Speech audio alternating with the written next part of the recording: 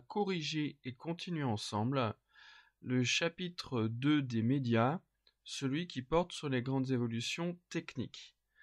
Donc là, dans le grand 1, je vous avais donné à faire cette synthèse à partir de la fiche d'étude de cas, fiche qui contenait donc ces documents-là, si vous vous souvenez bien. Voilà, d'ailleurs, certains me l'ont malheureusement pas encore envoyé, donc j'aimerais bien qu'ils se dépêchent. Et puis là, je vais quand même entamer la correction pour que vous ayez un retour sérieux. Si certains ont des questions plus personnelles ou plus précises, qu'ils n'hésitent pas à m'envoyer des messages. Ok ? Alors, voilà comment moi je l'ai fait. Alors, c'est évidemment la correction d'un prof, hein. Vous inquiétez pas si votre travail correspond pas tout à fait à ça. Si c'est le cas, tant mieux. Ça veut dire que vous êtes tous géniaux, donc c'est parfait. Alors, donc une petite introduction qui présente avec quelques dates quand même pour savoir de quelle époque on parle, quel est notre sujet, quels sont les enjeux. Là, l'enjeu, c'est vraiment l'évolution de l'information écrite et de la presse. C'est ça l'enjeu. Et j'ai mis, comme d'habitude, une question problématique là en rouge. Mon premier paragraphe, donc, insiste énormément donc sur Gutenberg. Gutenberg a inventé l'imprimerie en 1455 et cette invention permet une augmentation énorme, colossale et exponentielle, vous voyez en bleu, du nombre de tirages. Avant, on recopiait les livres à la main.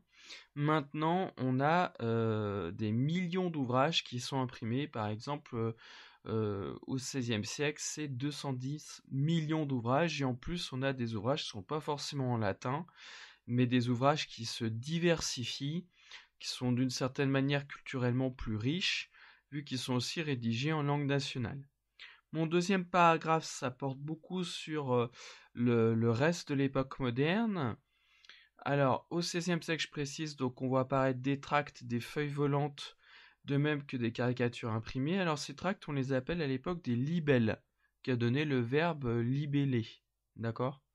Donc, on voit aussi les premières caricatures en noir et blanc apparaître, comme celle qui constituait un des documents de la fiche qui portait sur la critique du pape par les protestants. Évidemment, vu que 1517, c'est le début de l'œuvre de Martin Luther, et le XVIe siècle, c'est l'apparition des protestants luthériens, calvinistes, tout ça, notamment en France, un petit peu, mais surtout en Suisse, en Hollande et puis en Allemagne. Donc très tôt, si vous voulez, le combat politique et religieux pour le protestantisme va se traduire par un combat aussi dans la presse de l'époque, dans les feuilles volantes et l'information imprimée de l'époque.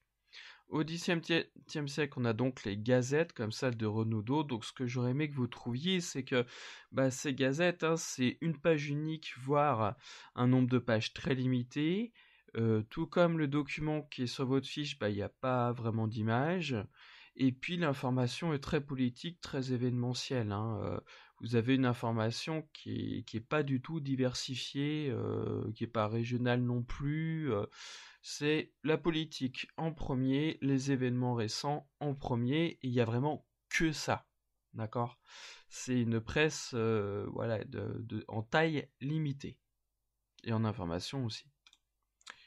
La suite, mon autre paragraphe, c'est vraiment la presse moderne du 19e siècle, celle-ci qui est rendue possible par l'invention du linotype qui permet une impression industrielle des journaux.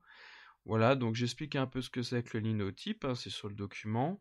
Et puis, ce que vous savez pas forcément, que je rajoute là, j'avoue que l'information en vert, c'était pas forcément trouvable dans la fiche, c'est qu'à l'époque, vous avez les progrès d'alphabétisation, avec en France l'école de Jules Ferry, l'essor du chemin de fer et du télégraphe qui permettent la transmission des informations et des journaux. Enfin, le document sur le premier journal moderne appelé La Presse mentionnait des romans feuilletons, pensez à Émile Zola par exemple, mais il y a aussi des jeux, puis des caricatures et des illustrations en couleur. C'est le cas du document sur votre fiche qui porte sur la colonisation de l'Égypte par les Anglais. Enfin, le petit texte du bas de l'affiche mentionnait les 4 millionnaires qui sont 4 journaux qui tirent tous entre 500 000 et 1 million d'exemplaires chaque jour. D'accord ? Enfin, notons qu'à la fin du 19e siècle, une bonne partie de la presse est une presse d'opinion qui défend ouvertement une idéologie ou un camp politique. Donc désolé pour la faute d'orthographe, c'est bien une idéologie, évidemment. Du coup, en phrase de conclusion, la presse a fait un véritable bond quantitatif et qualitatif au point de devenir un mass média à la fin du 19e siècle. Voilà en gros ce qu'il fallait trouver, décortiquer, et puis comme je vous disais, le plan, fallait faire un plan chronologique paragraphe par paragraphe. Si vous avez des questions, vous me contactez.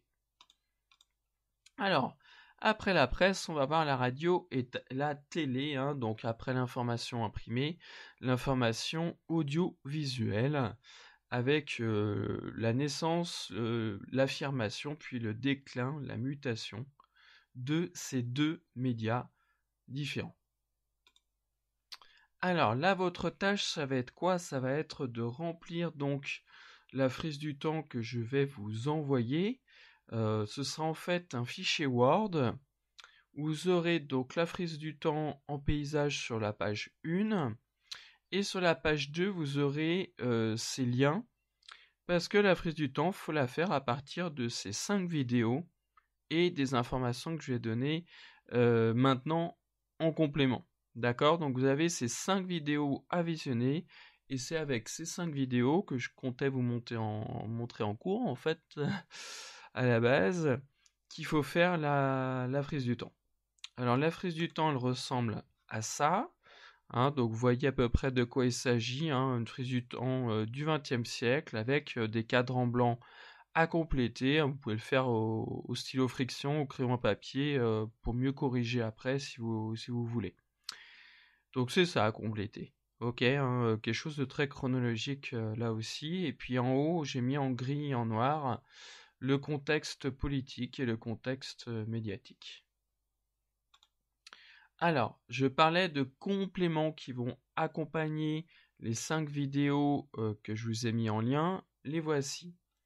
Alors, dans la frise du temps, on évoque à un moment donné la radio dans les années 1930, une radio qui s'affirme. Alors, la radio, elle est née en 1906, pour être précis.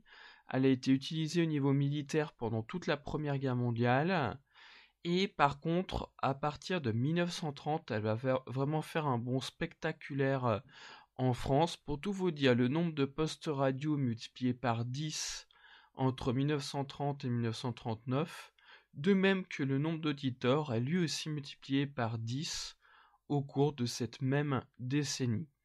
On voit apparaître à la radio de l'information, évidemment, des discours d'hommes politiques, mais aussi de la publicité, vu que c'est un petit peu le début de la société de consommation, et puis de la musique, vous avez des chanteuses qui font entendre leur voix à la radio. Donc 1930, c'est vraiment la période de naissance et d'affirmation de la radio, ok ?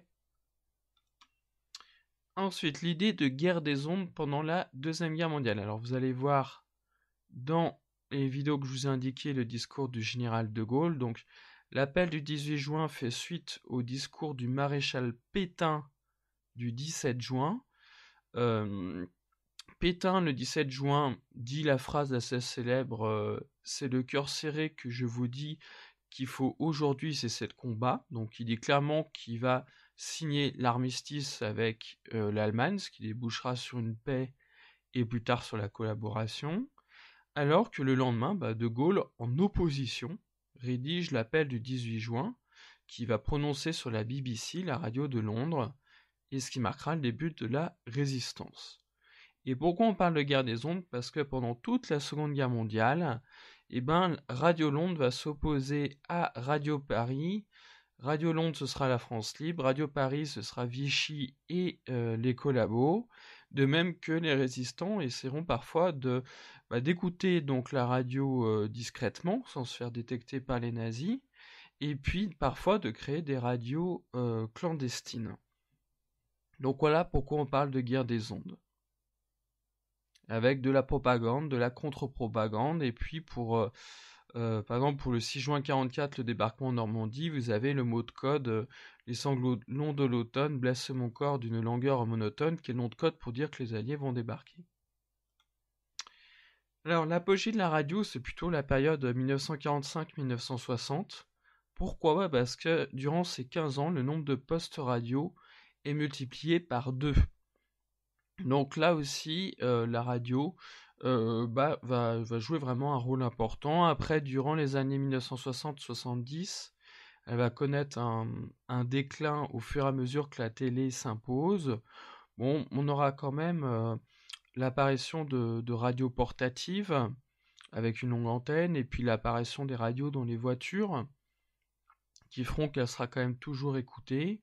Puis sachez que par exemple dans les années 70, Coluche au début il a fait sa carrière aussi à la radio, hein, notamment sur Radio Monte Carlo, hein, donc vous avez aussi des humoristes. Hein. D'accord?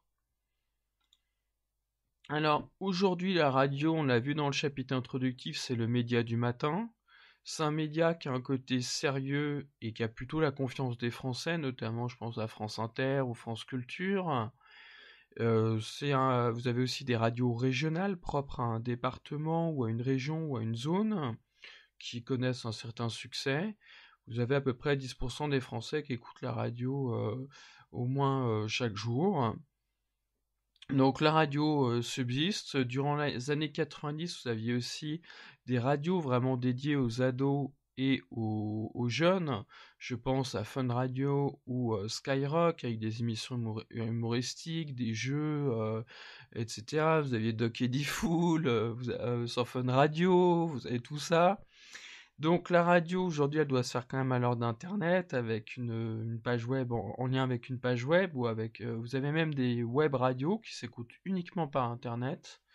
Et puis vous avez une espèce de passerelle entre le site web qui va par exemple indiquer la playlist de la semaine avec des interviews, des commentaires, tout ça. Et puis vous avez la radio qui est diffusée sur les ondes. Hein. Et le tout c'est bien d'équilibrer les deux, d'organiser une relation correcte entre les deux. Hein.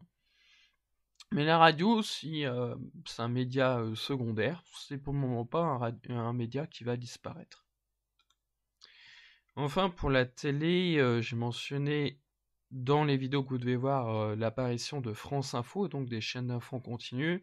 Vous avez à partir de 2005-2007 l'apparition des chaînes de la TNT. Alors ça a été un changement important, mais peut-être moins important que ce qu'on pensait justement lors de leur lancement en 2005. La TNT, c'est pas mal d'émissions, notamment pour les enfants ou pour les ados, tout ça. Et puis la TNT s'est fait la spécialité de diffuser toutes les téléréalités possibles et imaginables. Hein. Je pense aux Anges de la télé-réalité, aux Marseillais, tout ça. Avec des téléréalités apparues dans les années 2000, 2001-2002, avec la toute première télé-réalité en France qui s'appelle Love Story, qui a été diffusée par M6. Mais bon, la TNT n'a jamais été aussi riche que ce qu'on pensait. Hein. Souvent, on y trouve des séries qui sont déjà passées sur les chaînes principales les années avant, ou des films à petit budget qui ne sont pas d'une grande qualité. Hein. Je pense à certains films d'action que vous pouvez voir avec Steven Seagal ou avec d'autres acteurs qui jouent le rôle de Brut. Vous avez aussi, sinon, des émissions diverses et variées. Ça enrichit, c'est vrai, la télé. Ça a donné beaucoup plus de choix aux auditeurs. Après, concernant l'enrichissement, est-ce que ça a apporté une richesse dans les programmes et dans les offres qui ont été faites aux auditeurs? J'ai envie de dire, je vous en laisse juge. Hein. Surtout quand plein de chaînes de la TNT sont faites possédées par des chaînes principales. Hein. Vous savez que W9 c'est M6, etc., etc. Voilà, et merci pour votre écoute. Faites bien donc cette frise du temps, puis la prochaine fois, on va voir logiquement Internet et